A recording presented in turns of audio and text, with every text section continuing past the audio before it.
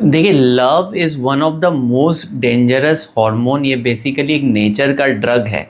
अगर आपने ये इमोशन को, ये हार्मोन को समझा नहीं, ज़्यादा अवेयर नहीं हुए, तो आप इस हार्मोन के प्रेशर से आप बहुत गलत डिसीजंस ले सकते हो। अभी जैसे हमने रिसेंटली में देखा था कि एक जन ने एक लड़की ने अपने होने वाले फियांसे को मार दिया। पहले भी हमने ऐसे केसेस देखे हैं। तो लव इज़ बेसिकली क्या होता है, आपका एकदम रैशनल थिंकिंग को सप्रेस कर देता है, आपका कॉग्निटिव एबिलिटी को कम कर देता है और आप बहुत गलत डिसीजन ले लेते हो। तो इस वीडियो में हम समझेंगे कि कैसे लव जब स्टार्ट होता है तो आपको बहुत हाई फील होता है, लेकिन जैसे जैसे आप आगे जाते हो, लव का जैसे जैसे थोड़ा थोड़ा वो हार्मोन का जो बॉडी में रिलीज़ हो रहा है वो कम होने लगता है, आपको बहुत सारे प्रॉब्लम्स आने लगते हैं जो आप स्टार्टिंग में नहीं देखते हो।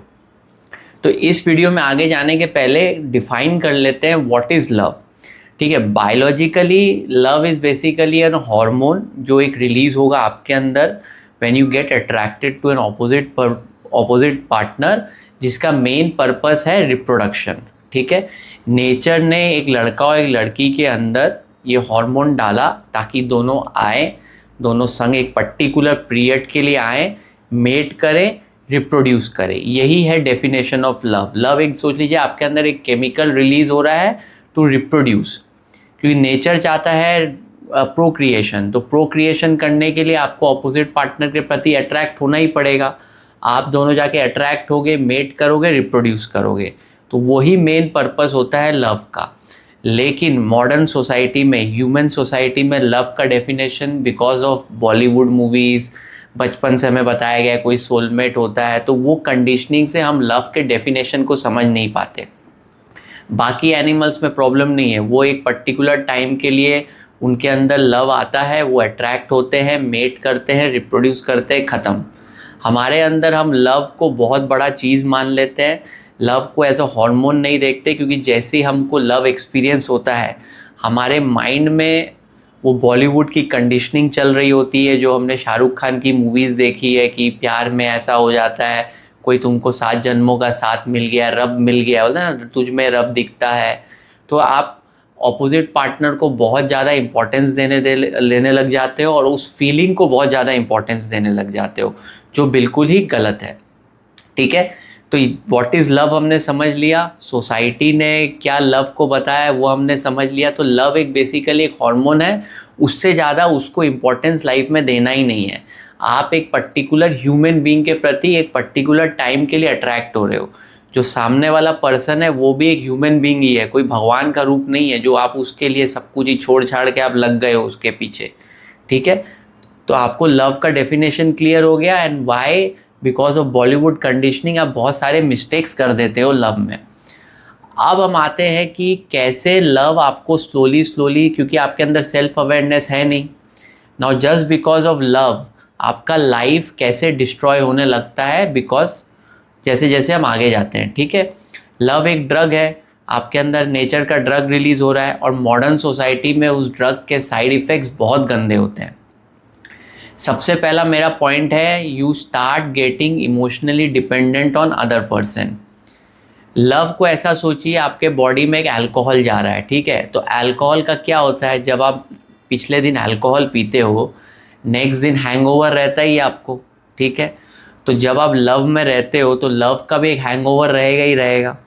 तो सपोज आप किसी पार्टनर के प्रति आपके अंदर फीलिंग आई, आप अट्रैक्ट हुए, आप दोनों संग में टाइम स्पेंड करने लगे, वो अट्रैक्शन हाई पे था, आप दोनों को एक दूसरे के टाइम स्पेंड करना बहुत अच्छा लग रहा था।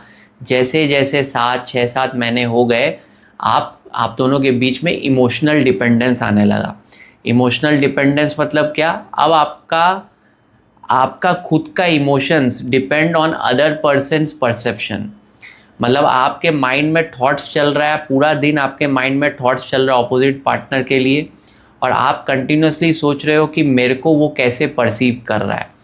ये आपका सोच लो जैसे हैंगओवर होता है, ये लव का one of the side effects है। आपका सेल्फ वर्थ अब ऑपोजिट पार्टनर के ऊपर डिपेंड हो गया।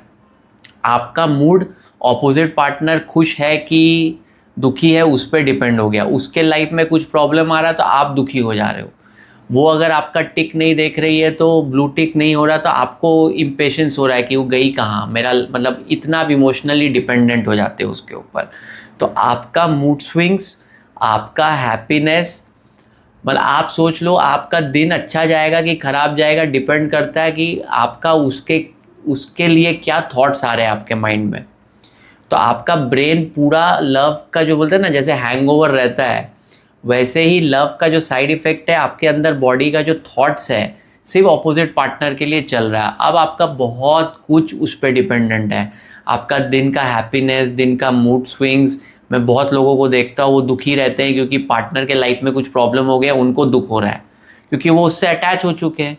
उनका इमोशन इज डायरेक्टली को related to that partner's emotion.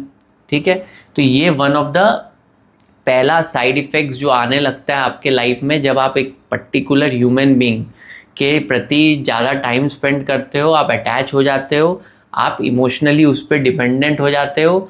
आपका खुद का इमोशंस का कंट्रोल नहीं है। आप आज खुश होंगे कि दुख होंगे ये आप डिसाइड नहीं कर सकते। आपके माइंड में कंटिन्यूअसली उसके लिए थॉट्स चल रहे हैं, पॉजिटिव नेगेटिव, वो किधर है, मेरा फ़ोन क्यों नहीं उठाई, किधर जा रही है, आपके माइंड में कंटिन्यूअसली वो थॉट्स चल रहे हैं। आप अपने काम पे फोकस नहीं कर पा रहे हो क्योंकि आप वो सामने वाले पार्टनर को बहुत ज़्यादा इंपॉर्टेंस दे रहे हो। लव, जैसे मैंने बोला, is just a natural hormone. ठीक है, वो आप सोचो ना, आप अभी जैसे आप अल्कोहल पिए नेक्स्ट दिन आप भूल गए अल्कोहल को, हैंगओवर है, पर आप ज़्यादा थोड़ी ध्यान दे रहे हो कि अल्कोहल की वजह से मेरा लाइफ रुक जाएगा। आपका हैंगओवर है, आप काम पे तो जा ही रहे हो। वैसे ही लव में जब आपका ये सब हैंगओवर होता है, इमोशनल डिपेंडेंस, आपको थॉट्स आ रहे हैं, आपको ज़्यादा सीरियसली नहीं लेना है, इट्स जस्ट अ हैंगओवर। पर आप क्या करते हो, बहुत ज़्यादा सीरियसली ले लेते हो और लोगों को देखता हो पूरा दिन दुखी रहते हैं, पूरा दिन सोचते रहते हैं कि क्या हो गया, मेरे से बात नहीं करी, ये नहीं करा, पूरा दिन का टाइम, एफर्ट, एनर्जी इसमें। अगर आपको ये वीडियो को पूरा देखना है तो लिंक डिस्क्रिप्शन में है, और बाकी अगर ऐसे वीडियोस देखने हैं तो मेरे मेन चैनल को सब्सक्राइब कर लीजिए, उसका लिंक भी आपको डिस्क्रिप्शन में मिलेगा। होपफुली आपको मज़ा आया। Thanks for watching.